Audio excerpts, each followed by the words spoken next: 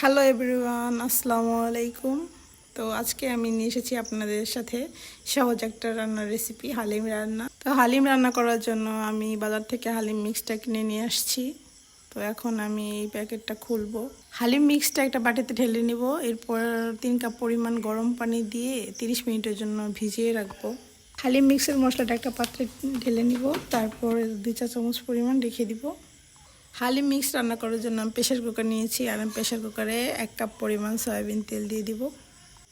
এখন দিয়ে দিব গোটা গরম মশলা, 2টো তেজপাতা, 3টা দারচিনি ছোট ছোট, 3টা লবঙ্গ, 3টা এলাচ, আর দিয়ে দিয়েছি 3-4টা গোলমরিচ। এখন আমি দিয়ে দিচ্ছি 1 কাপ পরিমাণ পেঁয়াজ কুচি। এখন আমি এই পেঁয়াজ কুচিটা কিছুক্ষণ ভেজে নিব, বাদামি কালার না হওয়ার পর্যন্ত।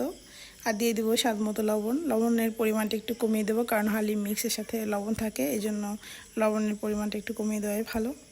তো আমি এটা কিছুক্ষণ ভেজে নিব। হালিম মিক্সের সাথে সব রকমের মশলাই থাকে, এই জন্য সব মশলা অল্প অল্প দিব। আমি দিয়ে দিচ্ছি 1 চামচ আদা বাটা, 1 চামচ রসুন বাটা। মশলাগুলো ভালোভাবে কষিয়ে নিব। তারপরে আমি এর ভিতর দিয়ে দেবো 1 চামচ হলুদের গুঁড়ো, 2 চা চামচ মরিচের গুঁড়ো। মশলাগুলো দেওয়ার পরে ভালোভাবে আরেকটু কষিয়ে নিব। এখন আমি দিয়ে দেবো হালিমের মশলা, যেটা আগেই ঢেলে রেখেছিলাম। এখন এটা দেওয়ার পরে ভালোভাবে নেড়ে চেড়ে কিছুক্ষণ কষিয়ে নিব।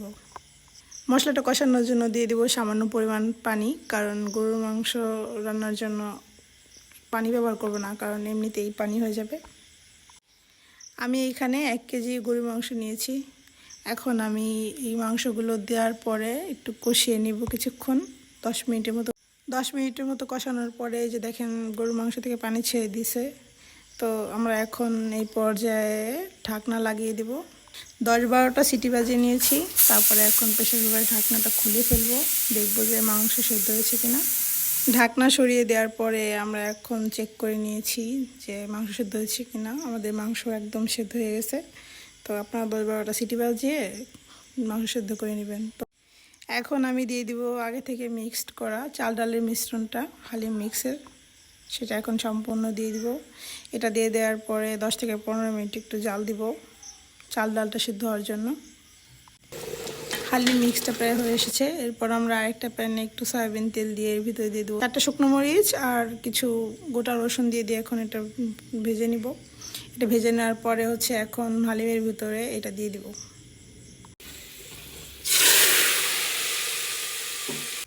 এরপর আমি দিয়ে দেবো আগে থেকে 2 চা চামচ পরিমাণ হালিম মিক্সের মশলাটা রেখে দিয়েছিলাম, ওইটা এখন এর ভিতরে দিয়ে দিব। এখন এটা 5-10 মিনিটের মতো রান্না করে নিব। 10 মিনিট পরে যে আমাদের হালিম একদম রেডি হয়ে গেছে।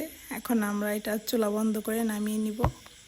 তো আমি একটা পাত্রে হালিম নিয়েছি, বেরেস্তা করে রেখেছিলাম আগে থেকে, বেরেস্তাটাও দিয়ে দিয়েছি, সাথে নিয়েছি লেবু, কারণ লেবু ছাড়া একদমই খেতে ভালো লাগবে না। অবশ্যই আপনারা এই হালিমটার একবার হলেও ট্রাই করবেন। এত মজা হয়েছে হালিমটা বলার মতো না।